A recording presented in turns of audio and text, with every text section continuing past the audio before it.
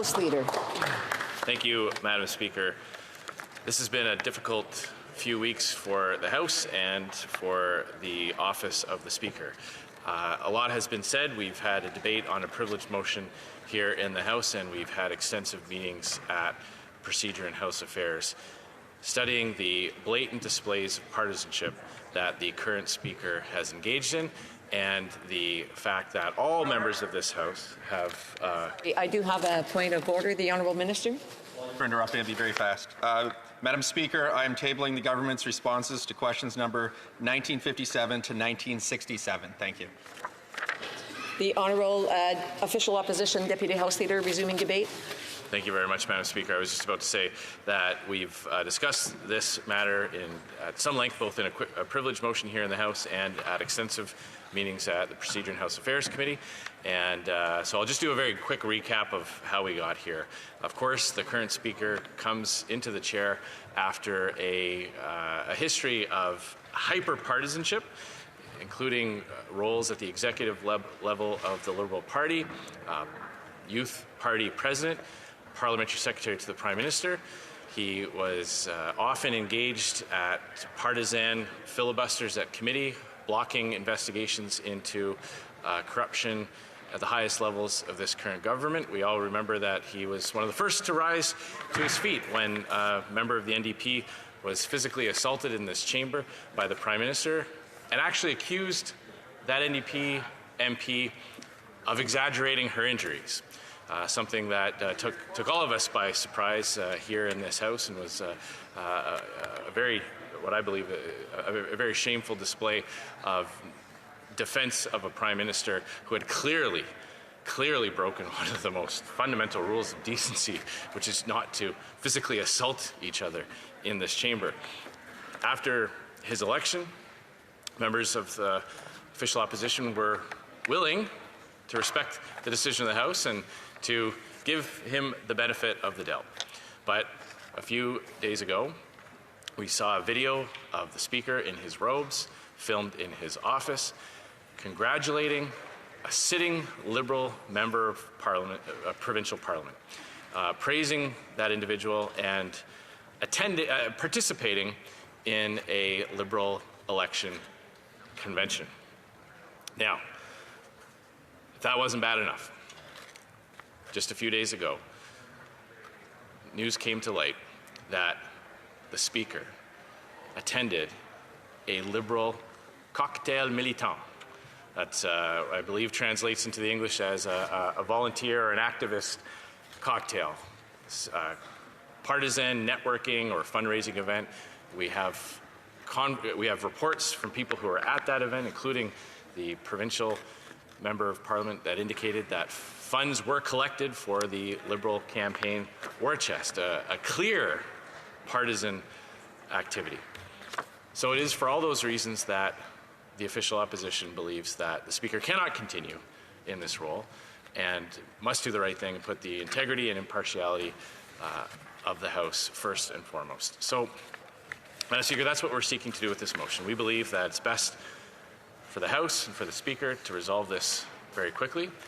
We believe the Speaker's chair should be vacated, that the current Speaker should step down, and if he won't do that, which clearly he's indicated he won't, this motion brings effect to that. It effectively orders the chair to be deemed vacant and a new election for Speaker to be held. The reason why this is important, why Canadians should care about this, is because in our system there are different kinds of checks and balances on the Prime Minister's personal authority.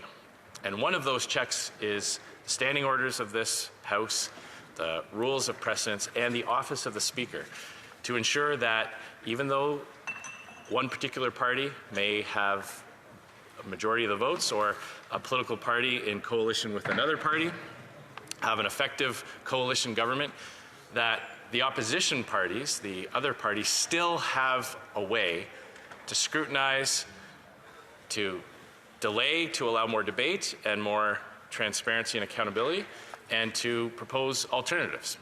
And when the Speaker cannot acquit himself or herself of their responsibilities in an impartial way, that helps erode that check on that power that the government has. So I'll just quickly roll through some of the reasons why the Speaker's apology was not sufficient. He claimed that the video for the convention was all a miscommunication. Well, we'll park that for a moment. Even if we were to not consider the Liberal convention that he participated in, on the afternoon of December 1st, he undertook an interview with Laura Stone of the Globe and Mail, in which he paid tribute to outgoing Ontario Liberal Party interim leader John Fraser in glowing terms, while referring to Mr. Fraser's work on behalf of our party. So calm, cool, collected, sat down, took an interview request with a reporter from a national newspaper and offered opinions and comments on an active member of the provincial legislature, referring to that party as our party. So clearly displaying that partisan affiliation. We know that there was a discrepancy in terms of how between the versions of events that the Speaker put forward and the version of events that came out of the Ontario Liberal Party as to the nature of the event, and the apology is just not sufficient. While the House was seized with this very issue, the Speaker went to Washington, D.C. during a sitting week, the middle of a sitting week, which in and of itself is a very, very unusual thing for a Speaker to do, on a pre-planned trip that he had booked while he was still a parliamentary secretary. And rather than delay that event or have an official delegation from our parliament, which is normal practice for speakers to take delegations to other parliaments, other legislatures to build on that parliamentary diplomacy. Rather than doing that, he just transferred the trip from his members of parliament budget onto his speaker budget and went ahead with the trip anyway. And again, on that trip, he talked about reliving his glory days as a young Liberal activist. Again, while the House is sitting, members on all sides of the House have to watch the Speaker talking up the Liberal Party of Canada, reliving those days. There's a reason why speakers avoid all partisan links when they take the chair. It is to give comfort to members of Parliament from other parties that they truly have put aside their partisan affiliation. The current Speaker hasn't been doing that from the time he took the chair, and he continues to display grave errors of judgment. Now, you can be partisan. There are lots of partisan all of us get elected to this place through a partisan banner. Many of us have long histories of activism in a movement. And even when we come here, some people choose to pour their efforts into the types of things, whether it's at committee or in the House, that absolutely defend your party, defend your team, and do all of those types of things. And there's nothing wrong with that. But those members of Parliament tend not to put themselves forward for Speaker.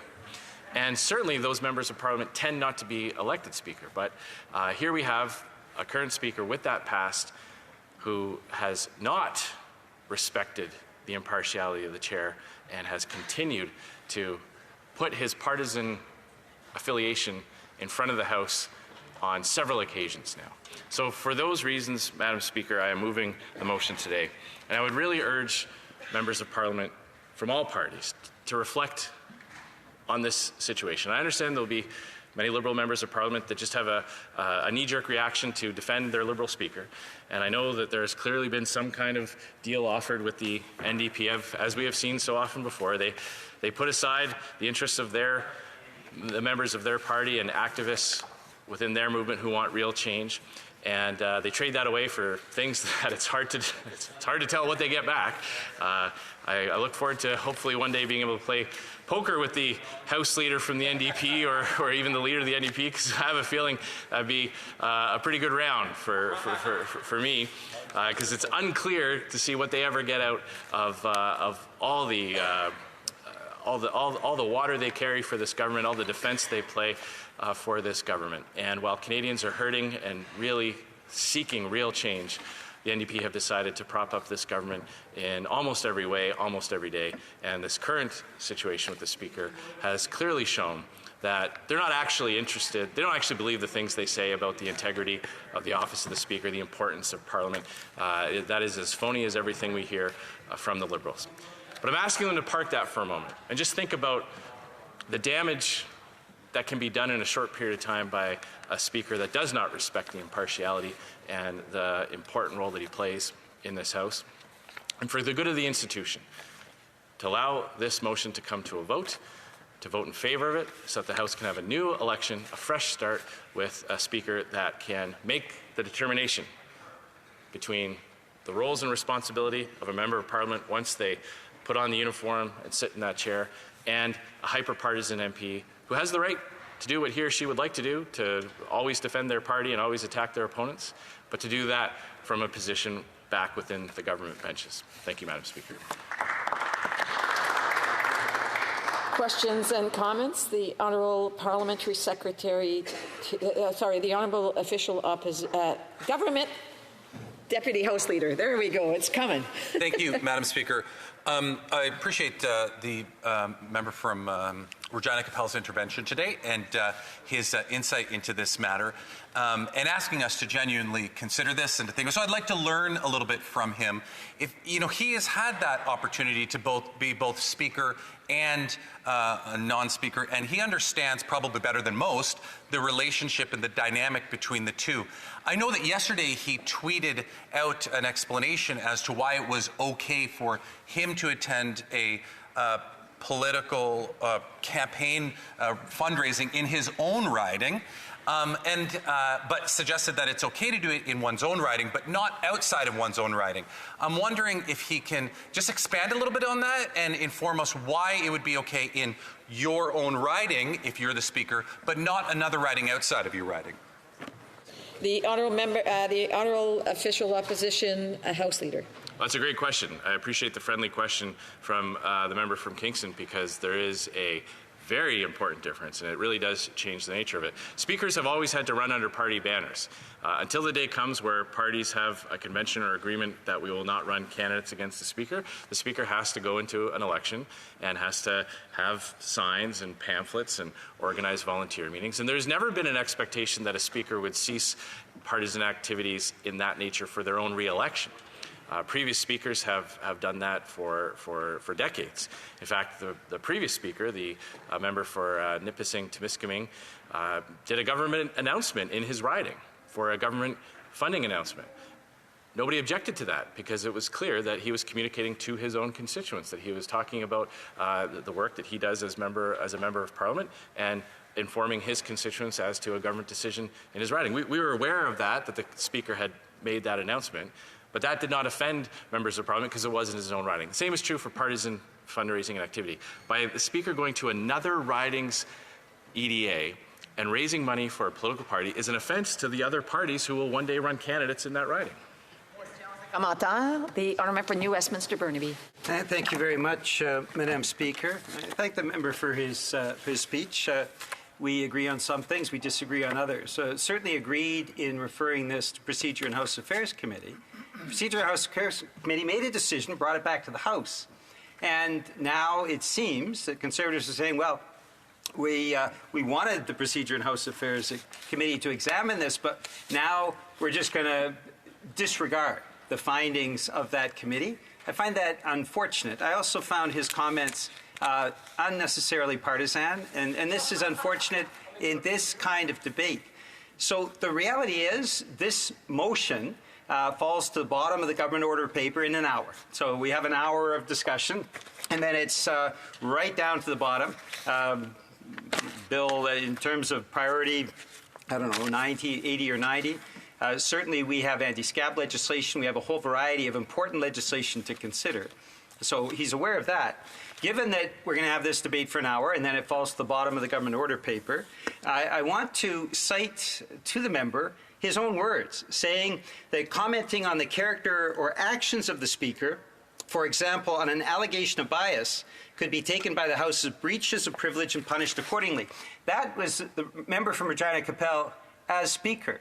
So once we finish this debate, where it is appropriate to raise concerns that the Conservatives may have, will they undertake to abide by Speaker Regina Capel's own very clear direction to this House and stop with the criticism of the Speaker, because that would be inappropriate, according to the member for Regina Capel. Honourable Official Opposition House Leader.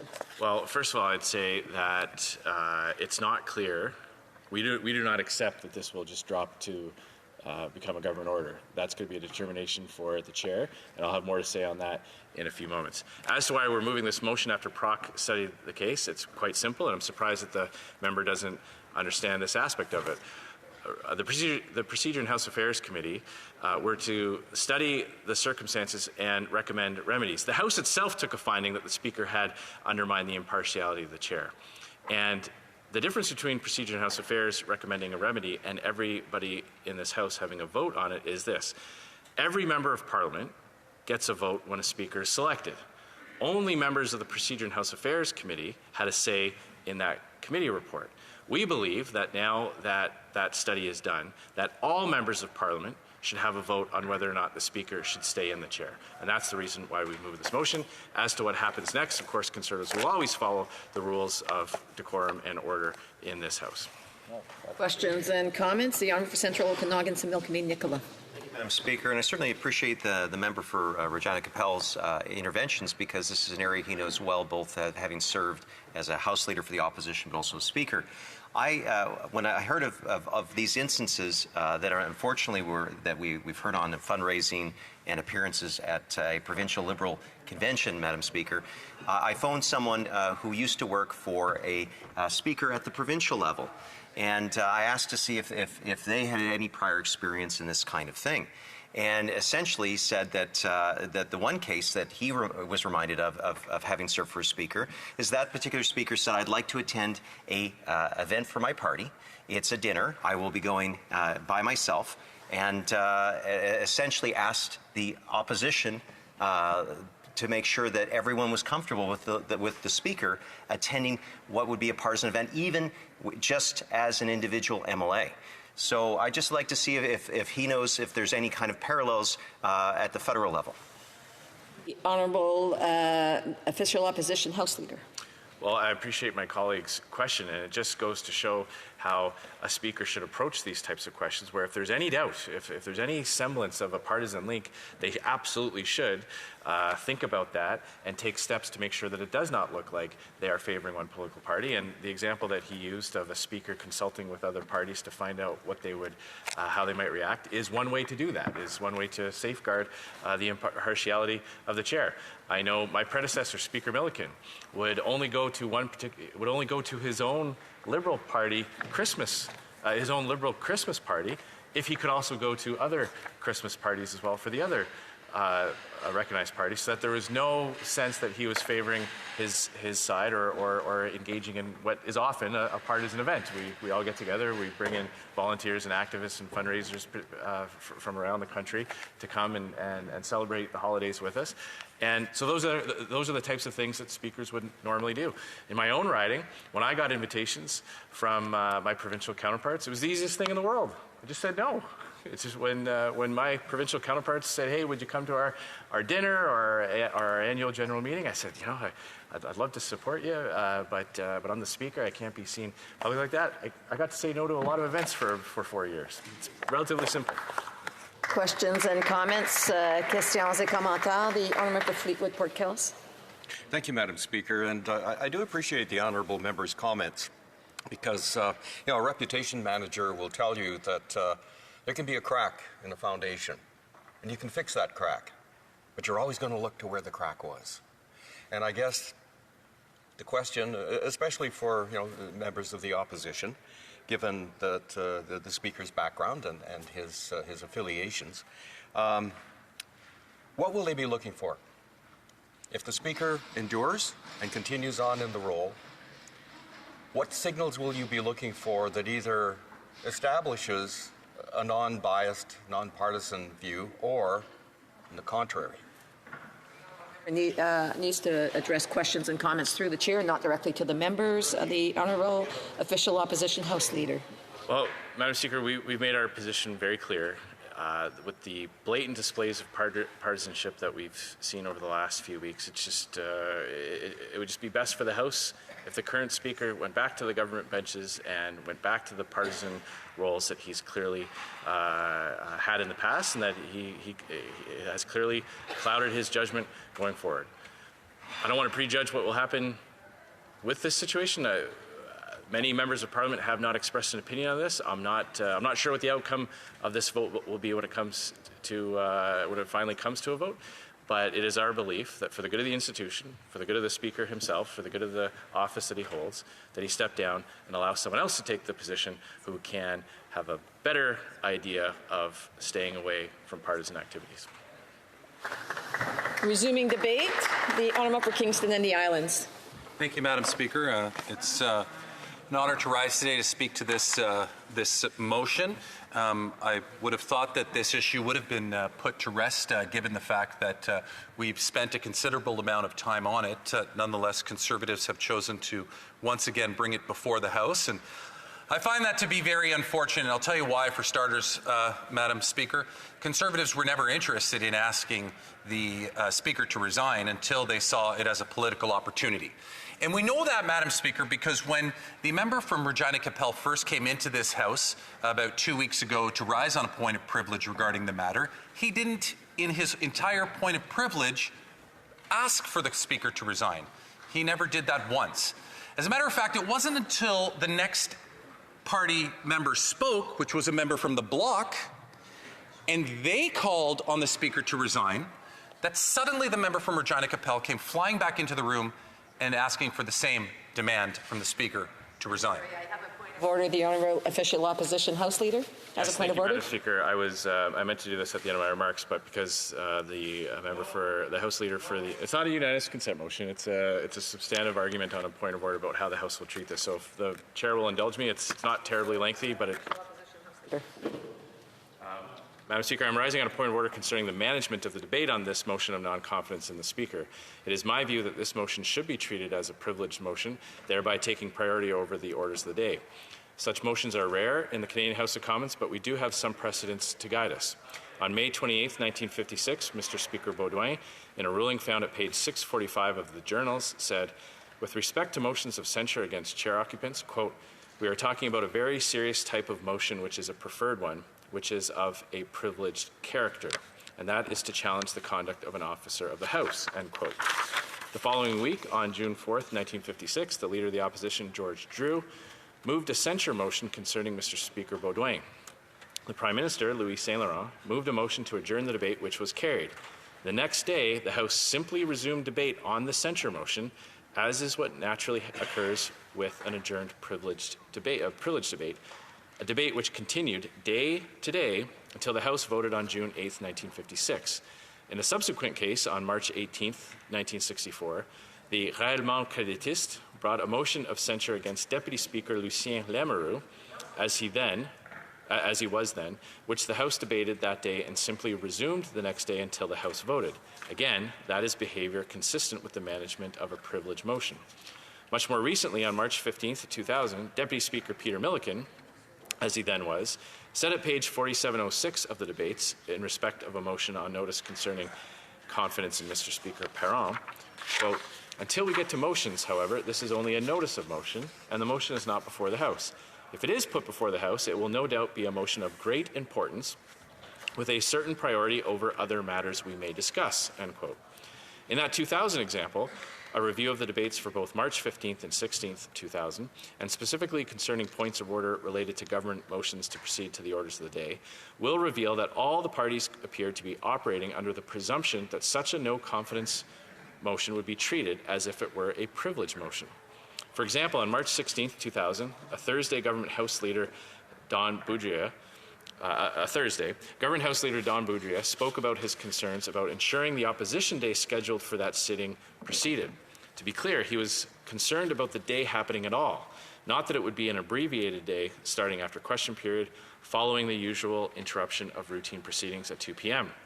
For his part, the NDP House Leader Bill Blakey offered this contribution, quote, rather than creating the impression that there is any anxiety about that debate, it would be better in terms of precedent, procedure, the relationship between the chair and the House, the prerogatives of the House itself, and finally the perception of the chair itself, to deal with this at the earliest possible moment, pursuant to the procedures that we have established for this. That is to allow us to go through routine proceedings. It will be inconvenient for all concerned, but democracy is sometimes inconvenient, as we found out to our sleep deprivation in the last few days." End quote. As I said, Madam Speaker, we have few precedents to guide us. Standing Order 1, however, does oblige us to look elsewhere for guidance in such circumstances. The United Kingdom's Erskine May, at page 348 of the 18th edition, offers this insight, quote, "The priority of a notice of motion or order of the day relating to a matter of privilege is not prejudiced by the fact that the day on which it is to be raised is a day on which, under an order of the House, government business has precedence." End quote. Under our own standing orders, government orders, of course, has precedence at certain times of every single sitting day, and as we know, privilege debates do take priority pursuant to Standing Order 48. In the Australian Senate, an elected body, Madam Speaker, a motion of this nature would have priority. According to Odger's Australian Senate Practice, 14th edition, at page 636, quote, While there are no special provisions in the Senate standing orders concerning censure motions, it is the usual practice for such motions to be accorded immediate precedence or for the debate to be adjourned to a later hour the same day." End quote. That situation, where the standing orders make no special provision about motions to censure the Speaker, is analogous to our own House. Finally, I would refer the Chair to the words of Joseph Reddick in his famous treatise, The Procedure of the House of Commons, at page 146 of Volume 2, about just what a rare event this type of motion is. Quote, "The rules prescribe that due notice of motion must be given that on some future day a vote of censure upon the Speaker will be moved. It need hardly be said that such an event is abnormal and happens but rarely, and that such a motion would only be acceded to by the House if the circumstances fully justified it. Something of this rarity, indeed something of this gravity, really ought to be, Madam Speaker, handled with priority, just as any privileged motion, because indeed it is. Therefore, I would respectfully submit that the debate on the non-confidence motion, if it does not come to a vote today, must continue until the ordinary hour of adjournment, unless, of course, members are ready to proceed to the vote." And so, Madam Speaker, I implore members, let's err on the side of safety.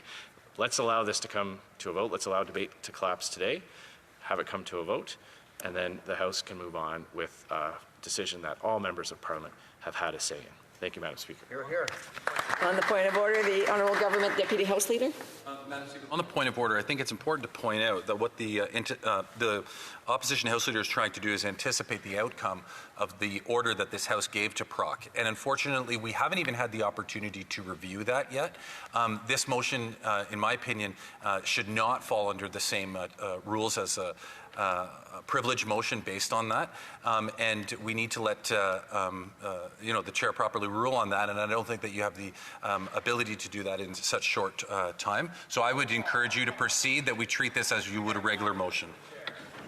The Honourable Member for New Westminster Burnaby also has a point of order. Yes, absolutely, Madam Chair. This has to be treated as a regular motion. As I mentioned earlier, it falls then to the bottom of the priority list in terms of government orders. And why? Well, because the member for Regina Capel chose this route. The question of privilege was raised in the House, and yes, it did have priority, and you'll recall, Madam Chair, that was the choice that the Conservatives made, to raise it as a question of privilege and a referral to Proc. We prioritized that whole debate. You'll recall, Madam Chair, we went all day on that debate because that's the direction that the Conservatives proposed. I certainly agreed with it.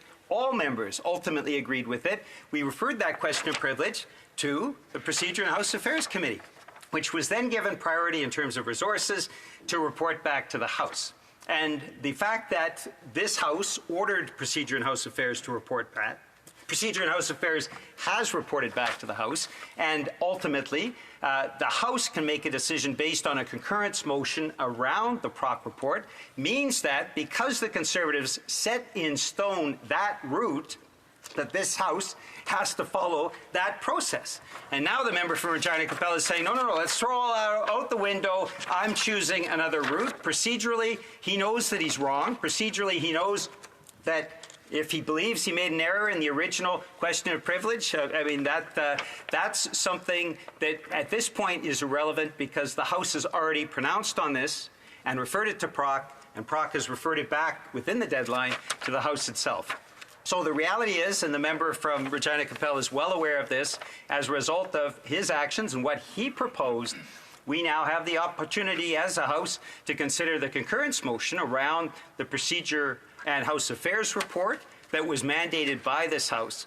And that has to be certainly something that can be looked at in February if a party chooses to move a concurrence motion around that committee report.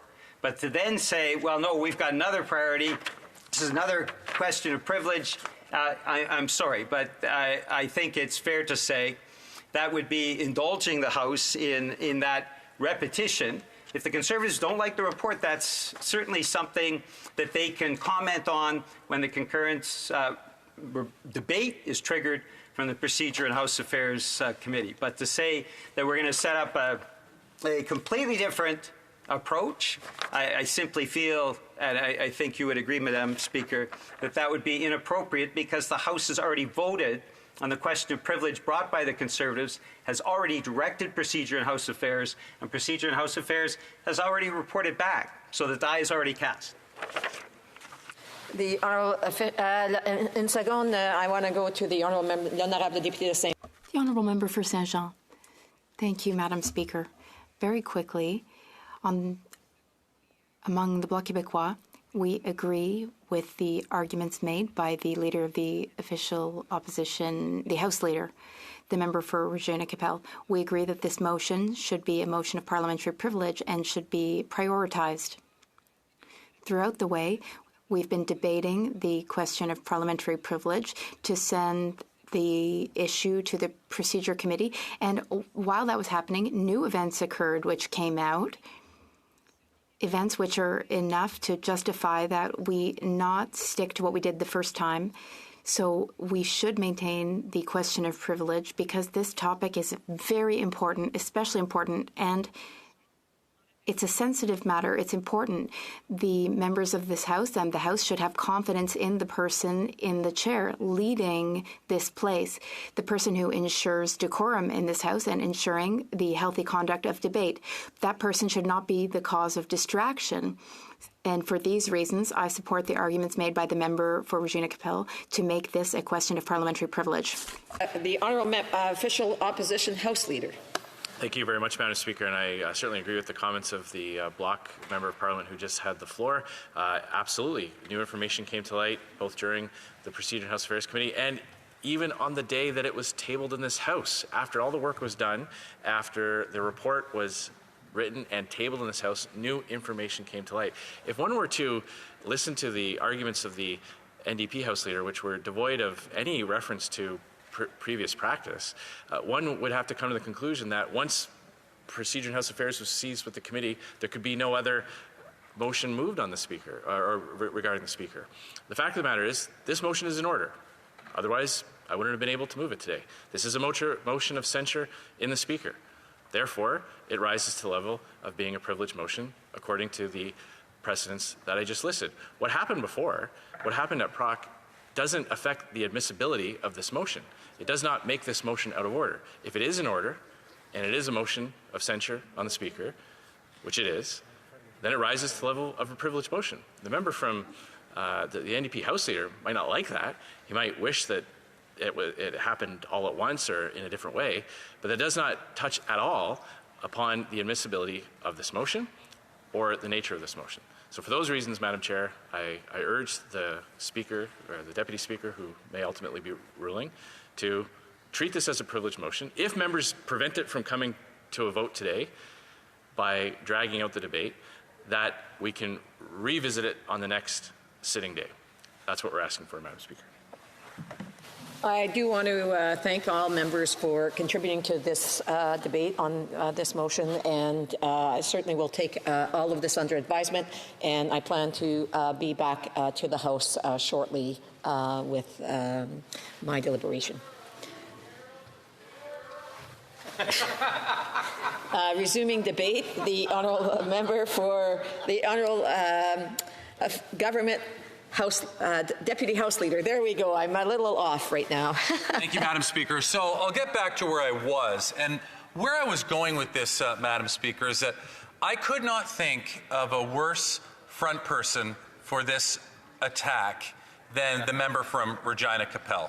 Because I'm going to point out to you, Mr. Speaker, over the next 10 minutes or so, how not only has this individual, the member from Regina Capel, continually shown that he has a lack of regard for respecting the rules of this place, Elections Canada, and just about everywhere that he crosses paths with, I'm going to show you, Mr. Speaker, that he is extremely hypocritical and has committed the exact same offense that he is now, under the new information he's provided, accusing the member from Gatineau, the Speaker, of committing. So I will show that to you. But, you know, I think it's important that we reflect on this a little bit, Madam Speaker. Let's go over, Mr. Speaker, let's go over some of the things that the member of Regina Capel has been involved in. In 2012, the Speaker's riding shifted cash to a Tory campaign in the robocall probe. And it's worse than that. So in the lead up to that election, when he would have been the Deputy Speaker, Elections Canada records suggest that this was the only Conservative riding association outside Guelph to transfer cash to Mr. Burke's campaign during the writ period. The member from Regina Capel was a Conservative member for the Saskatchewan riding since 2004, and it was only after the 2011 ballot that he was elected as Speaker of the House of Commons. Fair enough. But during this time, after he became Speaker, he had presided repeatedly over sharp exchanges in question period debates that have been dominated by the robocall affairs. So just think about this for a second, Mr. Speaker. The member from Regina Capel, the only riding association outside of Guelph who put money into Guelph for that robocall scandal that we all know so well about, became the Speaker that then got to preside over the debates. But trust me, that's just the tip of the iceberg, Mr. Speaker. It is also revealed, of course, and this was revealed in 2020, that the member from Regina Capel hired his sister while he was serving as a Speaker. And I could go on with the details of that, but we all know that story. The member from Regina Capel. What? Point of order. The honourable member. Allegation that the member has just made regarding the member's sister is completely false, verifiably false, and the member's misleading the House. He's misleading the House and should be called out accordingly. This is verifiably made up. I must interrupt the honourable member for Sherwood Park, Fort Saskatchewan. That is a point of debate. The honourable member. It was his sister-in-law. My apologies for that, Mr. Speaker. Now, Mr. Speaker, it's also known that I'll just jump right to the really good stuff. So, as we discovered recently, Mr. Speaker, the member from Regina Capel is known to have held on Monday the 29th of 2015, while he was Speaker, he held the Regina Capel Conservative Association 9th Annual Skeet Shoot and Dinner. This was a fundraising event for his Conservative Riding Association in order to raise funds for the next election. He was Speaker at the time. Now, what you're going to hear from the member from Regina Capel is he's going to say, oh, well... Appel au règlement, l'honorable député. Point of order. The honourable member for Sherwood Park, Port Saskatchewan. Indulge me briefly regarding Bill C-234. I hope that you'll find unanimous consent that at the ordinary hour of daily adjournment... Je me dois d'interrompre l'honorable. I must interrupt the honourable member. He does not have the unanimous consent of the House. The honourable Deputy House Leader may continue his speech. Dragging out my time, Mr. Speaker, is only going to put more of me between the way of that member and the NDP House Leader. So he's going to have to decide who he wants to hear from. But I'm going to jump to the good stuff here because, you know, in addition to the member from Regina Capel's fundraising event, he also, you know, would send out these very important Facebook messages on July 21st while he was still Speaker of the same year. Just 5 hours left We've received tremendous support today, and we're over 2/3 of the way there, but we still need your support. Just a $15 donation from our supporters on Facebook would put us over the top. Will you join us? Countless Facebook posts like this. The member from Regina Capel trying to raise money, also at his Scotch tasting and cigar event that he had in his riding. Now, the member from Regina Capel is going to tell you, Mr. Speaker, he's going to say, yeah, but that's different because I was the Speaker and this all happened in my riding. See? And he would agree, right. So I would assume that the member for Sherwood Park, Fort Saskatchewan would also agree that if he was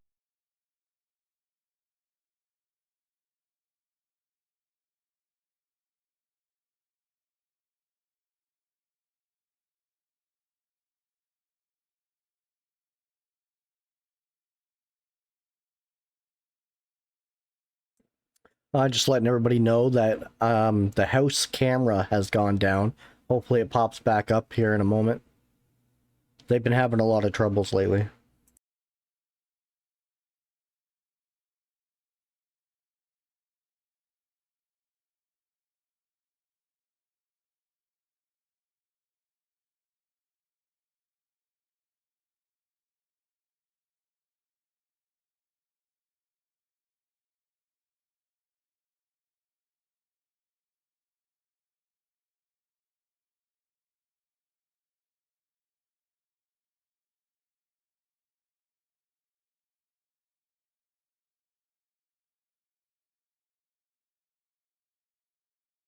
volunteer appreciation event, by his own words, to the lower level, or I shouldn't say the lower level, the other level of government, the provincial level. That's all he was doing, volunteer appreciation, wasn't donating or anything. And I asked him that question. I said, why is it okay to do it in your own riding, but you shouldn't do it in other ridings? And he said, that's a great question. He's replying to my question now, Mr. Speaker. He said, that's a great question. I appreciate the friendly question from the member from Kingston because there's a very important difference and it really does change the nature of it. Speakers have always had to run under party banners until the day comes where parties have a convention or agreement that we will not run candidates against each other as Speaker. The Speaker has to go in an election and has to have signs and pamphlets and organize volunteer meetings. And there's never been an expectation that the Speaker would cease partisan activities of that nature in their own re-election. Previous speakers have done that for decades. In fact, the previous speaker, the member from Nipissing, Timiskaming, did a government announcement in his riding for a government-funded announcement. Nobody objected to that because it was clear that he was communicating to his own constituents that he was talking about the work that he does as a member of Parliament and informing the constituents as to the government's decision in his riding. We were aware that the Speaker had made the announcement, but it did not offend members of Parliament because it was in his own riding. Same is true for partisan fundraising and activity by the Speaker. Going to another riding's EDA and raising money for a political party is an offense to other parties who will one day run candidates there. So, the member from Regina Capel has very clearly, in a tweet, in response to my question, articulated extremely well, Mr. Speaker, why it's so important that the Speaker only, according to him, participate in their own ridings events. You do know where this is going, don't you? Let's go back to May 7th of 2015, Mr. Speaker. The member from Regina, Wascana, who is now a sitting member of the House of Commons, had an event. It was the Regina Wascana Conservative EDA, who are pleased to invite you to a private networking event with the Honourable now opposition leader, Member of Parliament for Nepean Carleton, on Tuesday, May 19th at 6:30 p.m. This event is taking place in a member's home, and therefore space is very limited. We truly expect this event to sell out. Tickets are $100. $100 to attend this event. Wow. Any guesses as to who went to that event, Mr. Speaker? Well, I got a Facebook post of a picture, and there, I really wish I could show this. Perhaps you'd allow me to table this. It's a picture of 3 individuals who are sitting members of Parliament. One is the member from Regina Capel. Can you believe that? Next to him is the member from Regina, Wascana, who is clapping right now, and the member from Carleton. May 21st, 2015. While the member from Regina Capel is still the Speaker, we have not entered the writ period. He can't claim he wasn't Speaker. And the member from Regina, Wascana posted the picture. I hope this doesn't come back to bite you. Sorry about that. But he says, on Tuesday evening, I was joined by the Honourable member from Regina Capel and the Honourable member from Carleton. The wine and cheese event hosted by the Regina, Wascana Conservative Party EDA. It was a great night of discussion and fellowship. So, Mr. Speaker, with your indulgence, I would seek unanimous consent of the House to table this Facebook posting. Malheureusement, on n'a pas le consent. Unfortunately, we do not have unanimous consent. Oh, that makes sense. That makes sense. You know, I just find it so incredible, Mr. Speaker, the rich hypocrisy that comes. The Conservatives could have picked amongst 125 people to be their spokesperson on this. But for some reason, they chose to pick the most vulnerable person. This did not take a lot of work to find this out. And it's only just begun. I am sure you can find countless and countless and countless of other opportunities to show that the member from Regina Capel is by far one of the worst in terms of not abiding by the rules, especially when he was Speaker and his requirement suddenly to be nonpartisan. So I'm just going to say, Mr. Speaker, that if the member from Regina Capel wants to continue this discussion in February, thank you for giving me a month and a half to dig up more information, because it is undoubtedly all in there. Thank you.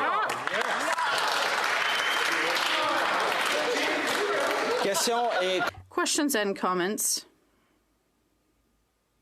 The Honourable Member for Regina. Thank you, Mr. Speaker. I would like to thank the member for Kingston and the Islands for that intervention and for this trip down memory lane. I was wondering if he would perhaps like to move again the unanimous consent to table the Facebook post that he referred to. And I wonder if he would like to elaborate or comment on the fact that that particular photo was taken of the 3 of us standing on a public street and not in the Speaker's wardrobe or speaking at the Liberal Party convention. Thank you, Mr. Speaker. The Honourable Deputy Government House Leader. He was better off just being quiet, Mr. Speaker. His build event says this event is taking place in a member's home, and therefore space is very limited. We fully expect this to sell out. In the background of the picture, you see a bunch of homes. This is clearly outside of either his home or the constituent that's hosting this event for him. So he wants the people listening to this debate to decide whether the member from Regina Capel was at the event, or whether he just happened to be walking down the street and he decided to take a picture with him and the member from Carleton who came running out of the house to take that picture. I'm sure, you know, there may even have been some thinking about it at the time where they said, hey guys, I got an idea. If we go take this out on the street, they won't be able to use this against us. But it's very clear that the member who just got up and asked me that question said, on Tuesday evening, I was joined by the member from Regina Capel and the member from Carleton at the wine and cheese hosted by the Regina, Wascana Conservative Party EDA. It's very, very clear that the member from Regina Capel was at that event.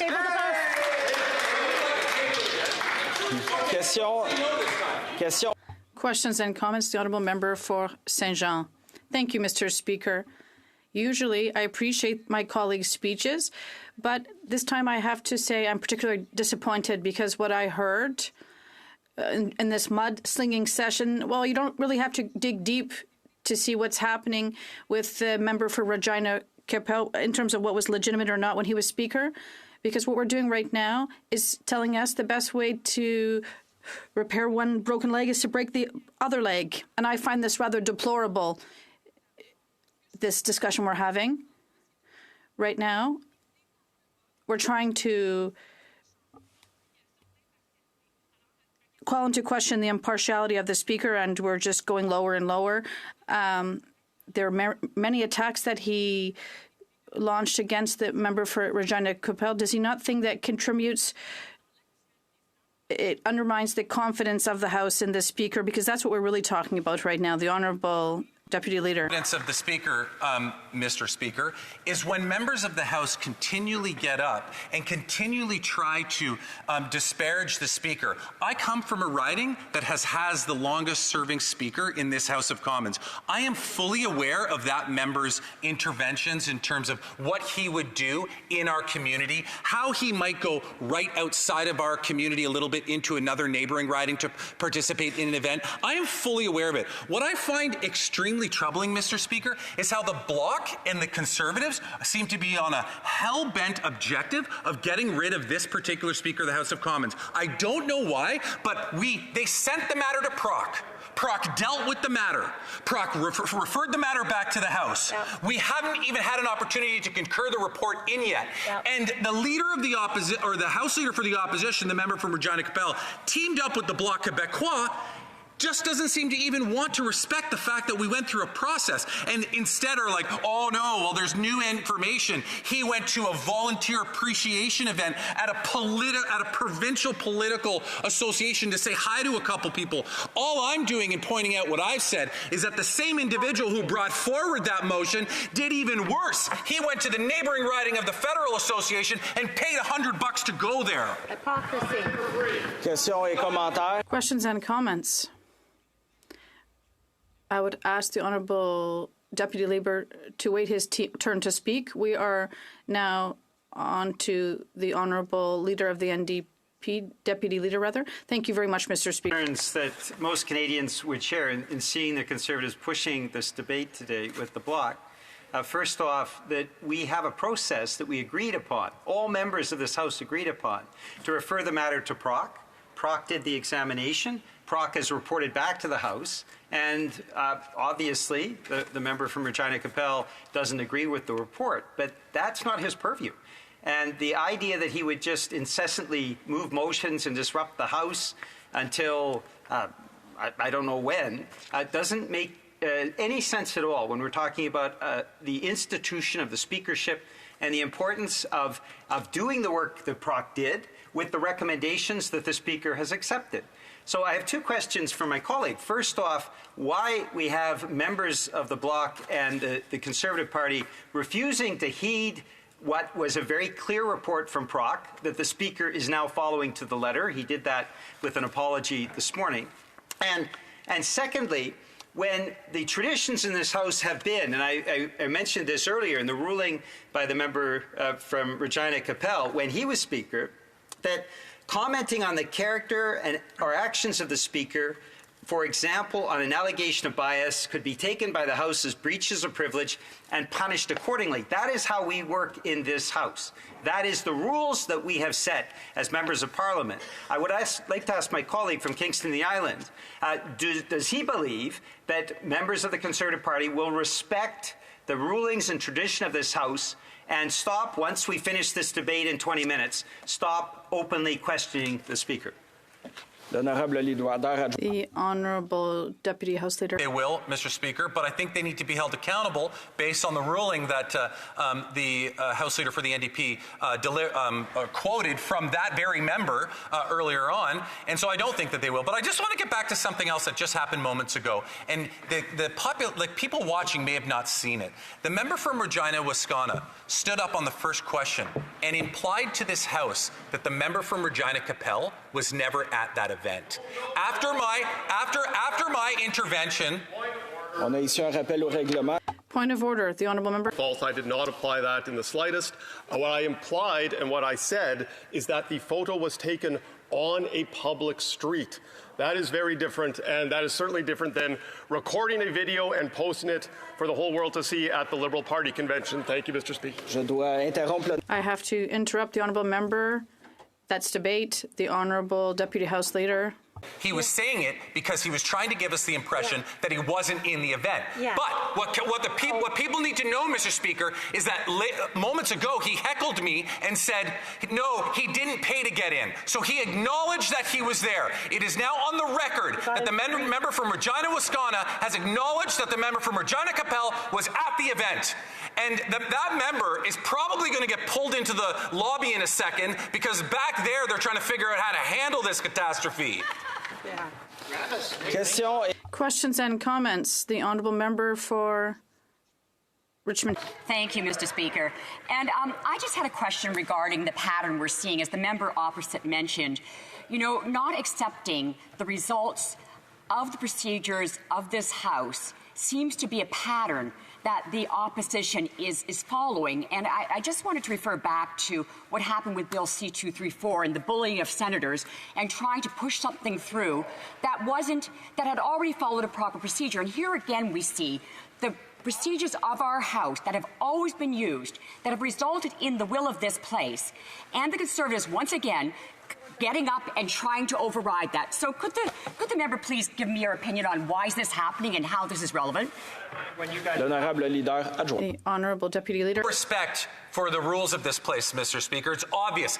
This is what are they doing today? What are they really doing today? They're just contributing to their nonstop attempts to shut down Parliament. I said it in a statement earlier today, Mr. Speaker. 1 out of every 3 days this fall session, the Conservatives have put up delay tactics like this to prevent us from actually doing work that Canadians have sent us here to do. This is what they want, Mr. Speaker. They want this place to be dysfunctional. They want to be able to go back to Canadians later on and say, we made it so dysfunctional the Liberals couldn't do anything. Well, I regret to inform them that we were actually able to accomplish a lot this fall session, despite their childish temper tantrums that we saw repeatedly for the last 3 months. We have time for one last 30-second question. The honourable member for Sherwood Park, Fort Saskatchewan. Comments the member just made. The Liberals have made all sorts of claims about who wants to work and who doesn't want to work. So we've put those claims to the test today. I've repeatedly sought unanimous consent of the House to meet next week to be able to continue the important work that needs to be done on C-234. On C-234, a majority of this House voted for that bill. A majority of the Senate was for it until the Prime Minister and the Environment Minister started personally calling so-called independent senators. Is the member, if he wants to get work done, is he prepared to work after hours today? Is he prepared to work next week to actually complete the consideration of C-234? 20 seconds, the Honourable Deputy Leader. Prepared, Mr. Speaker. But you know what I find really interesting is that this member continually tried to raise points of order, as did other members over the last 2 days, trying to sweep the whole Canada-Ukraine free trade final vote under the carpet so that they don't have to be held accountable to Canadians. They are going to be held accountable. I hope that they have the opportunity over the next month and a half to reflect on their decision, to change their position and start supporting Ukraine. Before we resume debate, we have a point of order from the honourable member. Speaker, in real time on the floor of their House, there has just been consultations among parties. So if you seek it, I believe you will find unanimous consent that at the ordinary... Unfortunately, I have to interrupt the honourable member. I've already heard nays. We are now resuming debate. The honourable member for Saint Jean. Thank you very much, Mr. Speaker. Thank you, Mr. Speaker. I will interrupt. Order, please, colleagues. I give the floor once again to the honourable member for Saint Jean. Thank you very much, Mr. Speaker. It's not with great pleasure that I rise to speak on today's topic, but we've heard from the debates we've just had, it's a debate that is unfortunately very important. And unfortunately, we were suspecting that there was this possibility when we debated in terms of the confidence of the Speaker in terms of impartially. And I'd like to quote our House Leader, the member for La Prairie. He mentioned recently that we knew the Speaker, as being both courteous and partisan. And we already knew that he was very partisan in his way of doing things, and it was through his knowledge of his new position after he was elected that he was nevertheless it was some type of a warning. And the member for La Prairie said that all speakers that preceded you had the challenge of going from a partisan position, sometimes even a very partisan position, to a position where you have to set the partisanship aside. And I hope you'll be able to fulfill this role and show the impartiality that allows the Parliament to work properly. And the people expect this of us. There was kind of a precautionary statement when he asked the speaker to assume his role in an impartial manner, and we were disappointed. And then we learned that there wasn't just one isolated event that undermined the confidence of the House in the speaker. There were other events, and perhaps we could look at the role when they ask the prayer, when they say the prayer at the beginning of the sitting. They ask us to look at our roles and responsibility and ask to give us the power to make wise decisions. It's kind of, this prayer does not seem to have been answered in this case. The reasons why, unfortunately, we have to look at the fact that the Speaker wants to stay in this position because he no longer has the confidence of the House. As I said, there are several events that came up in the news. There were many poor decisions. The first, as you remember, is the incident regarding the video that was made for a Liberal member, MPP, that was produced by the Speaker in his Speaker's dress, in his very office, Speaker's office. And aside from the fact that the video was produced, we also have to remember that the first apology that was offered by the Speaker before he did perhaps provide a more adequate apology later under pressure, but the first apology said this video never should have been broadcast so widely or accessible to the public. And we could have deduced from that it would have been okay if I didn't get caught. So it allows us to question the judgment of the Speaker of the House in terms of his ability to properly fulfill his position. With the impartiality and neutrality that the position requires. And then as I said earlier, well, there were various mistakes. Leaving the House during a parliamentary week to go to Washington, D.C. right in the middle of the scandal, that's a highly questionable decision, to say the least. And it was the second example of his lapses of judgment.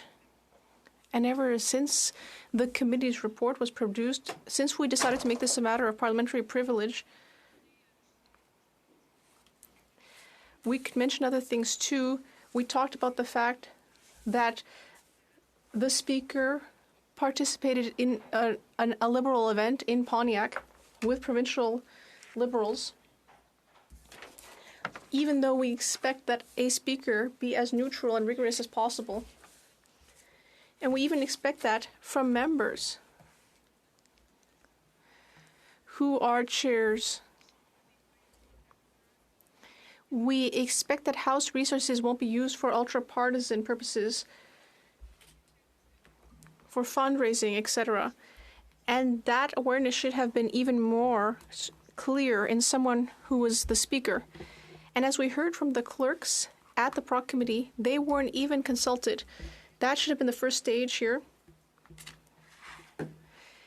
The Speaker chalked up some of his mistakes to the fact that he was new in the position, but that's all the more reason that he should have reached out to more experienced individuals to ask them, should I do this? So the Speaker, unfortunately, showed an incapacity to leave behind his partisan habits.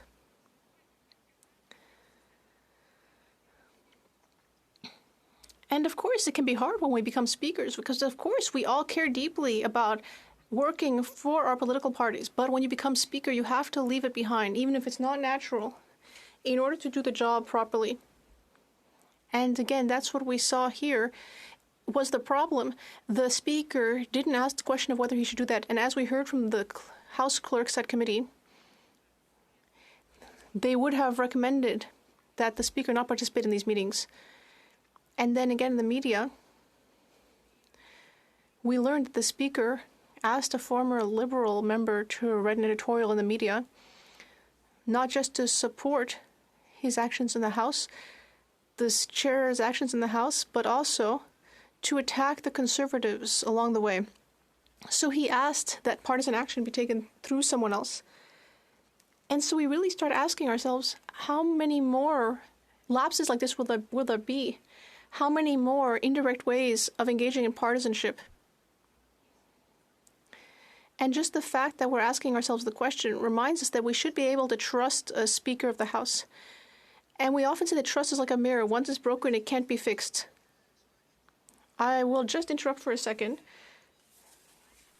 To rule on the point of order raised by the opposition House Leader earlier today concerning the treatment of the motion standing in his name and whether it should be given priority over the orders of the day. The honourable member contended that, given the seriousness of the subject matter, the motion should be given precedence over other business until it is decided. In other words, to treat it as if the House was debating a motion in response to a prima facie question of privilege. I wish to point out that there is a process for raising questions of privilege and proposing motions flowing from these once the chair has determined that they should have priority in debate. The motion currently before the House did not follow that process. Instead, it was moved under the rubric motions under routine proceedings after having been placed on notice, as is appropriate for motions concerning the conduct of chair occupants. The Deputy Speaker noted as much in his ruling on December 5th, 2023 at page 19,501 of the debates. La procédure et les usages House of Commons Procedure and Practice, 3rd edition, pages 467 to 469, provides a list of types of motion that can be moved under the motions rubric during routine proceedings. And in that list are included motions to censure chair occupants, like the motion that we are currently seized with. A bit farther down on page 469, it states, when debate on any motion examined during routine proceedings is adjourned or interrupted, the order for resuming debate is transferred to government orders. The only exception is for motions having to do with adopting a committee report under Standing Order 66. While I recognize that this is a serious matter of concern to all members of the House, since it is clear that this motion is properly moved under routine proceedings, I cannot find any authority that would allow the chair to direct that it be treated differently than any other such motion. Accordingly, if the debate is interrupted or adjourned, the motion will be transferred to government orders on the order paper. I thank members for their attention. The honourable member for New Westminster Burnaby is rising on the point of order. Thank you for rendering your decision, Madam Speaker. So just to be clear, this falls to the bottom of the government order paper once we adjourn in 5 minutes or so. That is correct.